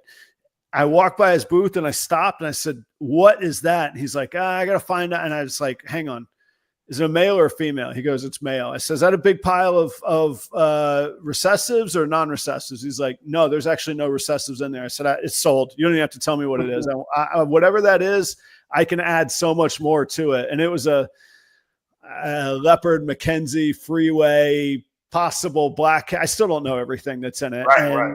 I'm just blown away by how cool it looks. And that was like one of those aha moments where I was like, okay, stop screwing around with all these words, Adam. Like make something that looks amazing is where it needs to be. Yeah. Because right now I think we're in this is another great quote from some of my mentors, Nick Mutton and Ryan Young would say, is right now we're in that it's cool because it's expensive, not expensive because it's cool. I think we're definitely going to trend that. Obviously, I can't see us not going that way. The way I can tell we're not there yet is the fact that people still think candies are not cool. Right. I think just sheer fact that the fact that people don't think candies are cool, to me is like, well, then I think we're just backwards right now. I'm not saying the Ultramel and all that's not cool, but why isn't candy? I mean, I'm not saying it has to be eye level, but why isn't it just because it's a lilac with albino? Well, then don't put it to albino. Right. It's just that simple. And I don't know. That's where I think we're still going to that transition where it's, we're not quite there yet. But yeah, I definitely agree with you. It's interesting because I've seen it and I didn't know that they were related. I had no idea, but I've seen it with guitars. certain brands and lines and specs. They get, this certain wood that we're sourcing that nobody knows the difference of. It's under 3 coats of paint and polyurethane. And does it sound good when it's plugged in, and can somebody play it? That's what it should come down to. Same thing with wine, man. The big wine boom. I made a lot of money selling and I mean, both professionally and above water, but underground too. There was a wine market that for a long time, it at best was gray market, but I was shipping high-end wines to China for ridiculous amounts of money, man. And it was the same thing. It was just one label got 100-point rating one time. I mean, people were making counterfeit wines. They were getting so much money, it's like, but it's the same thing. And what you just said is exactly it. It's cool because it's expensive, not the other way around. And when people go and put a blindfold on, or they drink a wine without knowing the label, and you just ask them, is it good or is it not? Well, then let's talk about what the value is, man. Right. So I think it's important to think of things that way. And we are well into overtime, so I'm going to wrap up one part here, and then you said let's finish off with one other thing. So I'm going to do that. I want to say thanks for sharing the thoughts on Ben. Audience, if anybody doesn't know, there was at the very least an untimely and a very horrific, unfortunate ending. Like I say, you can look into that yourself. I don't think that that's how anybody wants to be remembered. And obviously Ben was special to a lot of people. So I'm happy we got to talk about him in that light tonight. So thank you for doing that, William. I very, very much appreciate that, especially as somebody that was clearly close and influential and mentor to you. So this is going to sound bad, but I lost a relationship over it because I was taking vacation time from my day job to go hang out with him. And the ex-girlfriend at the time she was jealous. Like, why are you hanging out with him so much and not taking off for whenever and I was just like, because this is what I want to do. This, and as this is going to, I don't mean this in like, I guess the one light that came from, at least for me, that with all the tragedy that happened behind that, is it made me go for like believe in myself to do this, because before I was just fine with just supporting Ben's dream essentially. You breed and do and keep stuff as fun, for fun, not really having any aspirations to do anything or be bigger than I was or anything like that. I was fine being in the shadows. But then when he passed on, there was like this void in me, not that I felt like it was in the hobby, but me that I was like, well, what do I do now? Because I was working for him for like 4 years or so. And I was it was just one of those like, man, what do I do now? Because I worked with him all the way up to his death. So I had no like plan to like leave at any time soon, unless he moved or something. But yeah, I didn't have plans for that. But then whenever it did happen, it would just make me look deeper in my collection and almost try to find more purpose in what I'm doing, Yeah, I was just say thank you. I can't say better. I can't say it better than what you have. I have several thoughts, but to be honest, they're insignificant. Yeah, I'm glad that there was, I won't say any silver lining. There's no benefit to that sort of thing. Yeah, but not at all. That in that darkness that you could find that light and that drive and be inspired to look at yourself. That had to be a direct reflection of Ben looking at yourself as to what he inspired. Yeah. Yeah. Because then after a while too, you do inevitably think of the industry and you go, it's like, I knew a lot of people looked up to Ben, and it's just like, how can I be not Ben, but represent Ben's name well? When I tell people I used to work for Ben, they go, it's like, well, that makes sense. Or, you're, a good, steward from Ben or something like that, or something like, I don't know, somewhere I reflected well upon Ben, Yeah. Well, thank you for sharing, man. I appreciate it. Take us home in 5 minutes. Something that sparked a nerve earlier, and we were sort of talking about deplorable people in the industry and sort of the opportunity to improve the industry. So it sucks that they're there, but if that's the bar, it's a lot of opportunity for good people. All right, man, I'm going to try to bust this down into like a real, and this is kind of going to lead to the Ben thing. When I said I was looking for what do I think not just me, but the hobby in general can do? And can we be bigger than what we are? And it's not going to be just one person. It's going to be all of us have to try to do this, or all of us be stewards of this hobby, not just one person, manning the ship or anything. So I see how I can bust this out real quick. I think herpetoculture can be so much more than us keeping a snake in a tank. I think all of us and every animal you have in those racks, I have in these rooms, are essentially ambassadors of those species. What do I mean by that is zoos can only do so much. I love zoos. Matter of fact, I'm going to try to go to the zoo this weekend. But zoos serve a great purpose, but they can't be the voice for the little guys. Nobody cares about it. No one probably cared about a ball python until Peter Call pulled out a pied ball python. No one knew what a ball python was probably at the time, unless you were just in a herpetoculture, field in general. But I think us as stewards of the hobby, we can touch more people than a zookeeper can touch as far as a stranger. And I say this as someone who has a mom that was deathly afraid of snakes and would never let me have a snake. Now she has 2 racks and probably out of 15, 20, 30, maybe even close to $30,000 of snakes in these Your rooms. mom does? Yeah. I mean, Nice, she doesn't take care of them. I take care of them, and I just give her the money for, offspring and stuff. But cool. see, it created some sort of value, to like, and I hate to put money on it, but even just the fact her son had an interest in it, it propelled her to maybe put down the snakes are just these big scary monsters that should just be obliterated from the world, And I think us because you're going to be able to touch people that I can't touch. I can touch people that you can't touch. Your customer can touch someone, and you can see how we can if we all work together, whether you're a pet keeper or a breeder, I think all of us have the same value when it comes to this.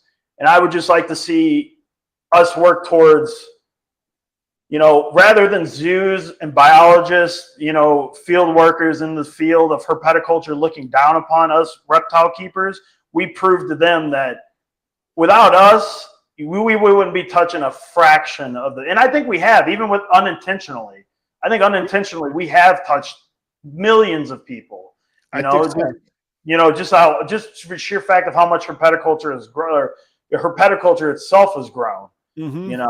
So, and that's why I would back to like the people being, horrible people. It just use that as fuel to be a better person, to try to make this hobby better. Because like I said, I think this hobby can do so much more than just keeping a snake in the box. And I think people need to look at that animal and know you have a piece of West African history. And the way that snake impacted West African culture is some of the coolest thing in any python's history. Not just ball pythons, but just pythons in general. Or the snake in general is just a unique snake, like rough scale pythons, the only keeled python in the whole python, group, and all the python groups. Ball pythons, the only python that defensively balls up. That sounds mundane to us now, but no other python does it. That's a cool thing they do. And I've personally seen ball pythons suck, like juveniles and babies, suck into a ball so fast, it's on par with like an armadillo. Like I've seen them like, suck into a ball relatively quick.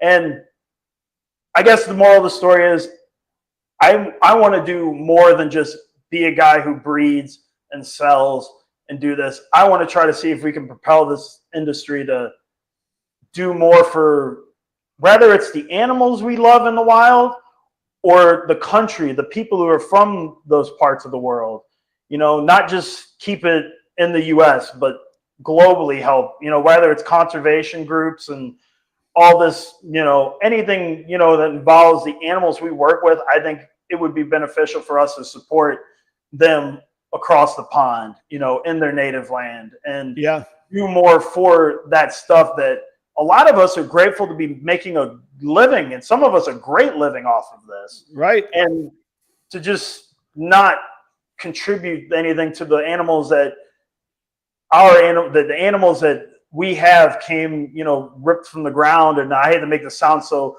barbaric, but, them getting pulled from the wild or smuggled from Australia, or whatever country it is, just, I think people lose perspective of, morph A, morph B makes morph C, and that's all we care about. But there's just so much to this industry that I think we should take a step back and be like, wow, the fact that I have Python Regis, Borrelia spilota Cheney, or, Malayo-Python timorensis, all these different species, and I'm able to work with them in the same area is just awesome, because most of us will never get to see some of these species that we love in the wild. Correct. That's so correct. I think it helps us connect more to those animals from their native land. Yep. Or give us a piece of that, West African feeling, or, if it's South Africa or South America, or even U.S., some parts of the U.S., some of us may not be able to visit. If you work with California king snakes, or, Florida corn snakes or something like that, it doesn't just have to be pythons or ball pythons, but I just think this hobby can do so much, and I have so much faith in it. Just from the little sample size I've seen and how much we've been able to change, if we actually focused on this and made it something that we prioritize, I think we can change, I think, a lot of people's perspective on snakes, more than what we're doing now, even, in my opinion.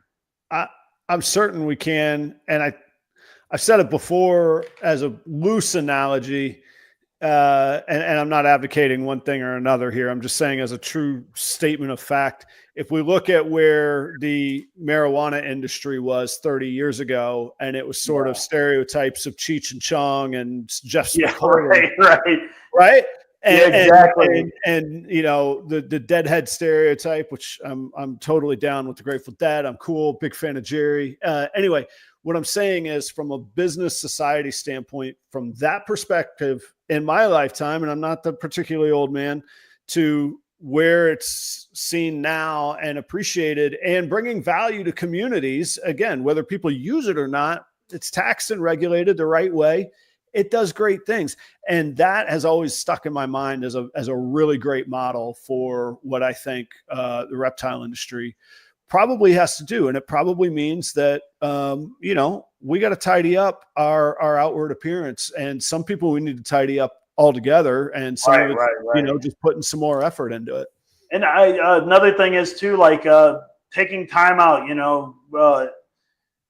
like most people go out and help charities and stuff like that. Maybe go out and connect with your local Fish and Wildlife. And if they have like hellbender research or some sort of, something they have to do where it's like data, where they're having to figure, search for certain animals. If you volunteer your time to help, you kind of set that precedent that we're more than just keeping these snakes in a box. We really want these animals to thrive in the wild too. Even in your own backyard, not even just say if you do work with ball pythons that you have to go to Africa to do this. If you just contribute what you can in your own backyard, I think that is tremendous in itself. Most people look past that and not think anything of it because they're thinking of bigger things like going to Africa, going to Australia to do stuff like that, or, it starts with your backyard, essentially. Well, and you got to come back, because we could do a whole show on this, and maybe we should do a whole show on this. Right. But part of the challenge is how big the societal resistance is. I'm going through that feeling right now where I go, all right, I've invested a huge amount of money, big portion of my life savings in this new facility in a small town, and I'm freaked out. Are people going to love it, or are they going to hate it? And it's a small enough town that if somebody wanted to bring a motion to the town council, I could be in real trouble. And you know what I mean? And so there's that balance too. But your passion and your excitement and your infectiousness is exactly right. And I have to say, I don't want to leave with that thought. I have to say, the guy that he's great. He does a lot of business in town, but he mows my lawn, clears the snow, has all sorts of different businesses around town. I showed him at the facility, he called his wife, who's terrified of snakes, and says, "You got to come see this and bring our daughter." And their daughter was just blown away by, amazing, you said it, a candy adult female. And she ends up holding the snake. And even the mom is like, you know what? I don't want one, but those things are pretty cool. And it was like just a small victory in this little small town. It was a really cool thing. So I think that you're more than onto something. I think you're exactly right, is what I think. So, William, I gotta pull the plug, man. I gotta go be a dad and a husband and hang this up. I make a promise to people. There's 90 minutes. We're at 2 hours, but you got to come back. We got to do this again. The good ones always go long, and there's not been a bit of dead air. So we did a good thing tonight, I'm sure. So thank you so much for being here. I appreciate it, man. Yeah. And like I said with you, I've been a long time listener, and I think you're a great steward to the reptile community as a whole, but even the podcast community. I think you're doing a lot of great work. So I definitely want to commend you for that. Well, thank you. And it means a lot coming from you. Anyway, like I say, we could do a show on a lot of that stuff, but I forget. It's really weird. There's a little camera right there, and there's this little blue chair from IKEA that I do the show in. And I forget sometimes that, that there is reach and there is people that hear it, and that it does. I don't know if it makes a difference, but it strikes a chord and provides some entertainment and hopefully a hell of a lot of education with people like you coming on. So thanks. Thank you very much. And I thank you for the compliment, I'll say. So come back sometime soon, huh? Yeah, anytime. I'm always available. I try to always make time for reptile people, man. All right. Well, I appreciate it. Audience, couldn't do it without you. Otherwise, it'd just be, I could call just somebody on the phone. So thank you very, very much. I'll be back next Tuesday night, 8 p.m. Thursday morning, Chris Eaton is sitting in for Joe on Proper Cup of Joe. We got our big announcement on our new project that we're working on together. Be there 7:30 Eastern, grab a cup of coffee and hang out. I will see you guys soon. William, thanks so much. Stick around for just a second. Good night, everybody.